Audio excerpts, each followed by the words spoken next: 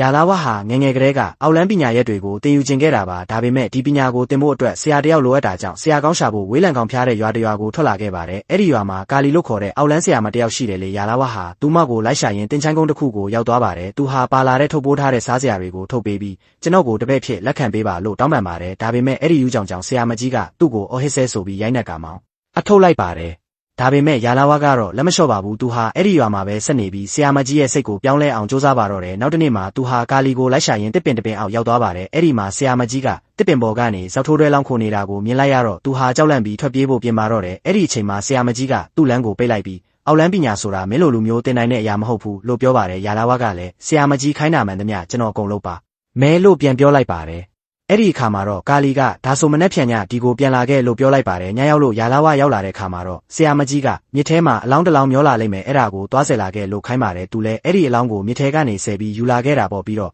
ကာလီကဒီအလောင်းပေါ်မှာထိုင်ပြီးတရားမှတ်ဂါထာရုပ်ပါလို့ထပ်ခိုင်းပါတယ်သူတရားမှတ်နေတဲ့အချိန်မှာပဲသူ့ရဲ့အာယုံကိုနှောက်ယှက်ဖို့မကောင်းဆိုးဝါးအင်အားစုတွေအများကြီးရောက်လာပါတယ်ချက်ချင်းဆိုသလိုပဲသူထိုင်နေရဲ့အလောင်းအကြီးကလည်းအသက်ဝင်လာပြီးလှုပ်ရှားလာပါတော့တယ်ယာလာဝဟာကြောက်လန့်ပြီးအာယုံတွေပြက်ကတရားပြက်သွားခဲ့ပါတယ်ဒါကြောင့်မကောင်းဆိုးဝါးတွေဟာပိုပြီးအစွမ်းထက်လာကြပြီးသူ့ကိုအဲ့ဒီနေရာကနေမောင်းထုတ်လိုက်ပါတော့တယ်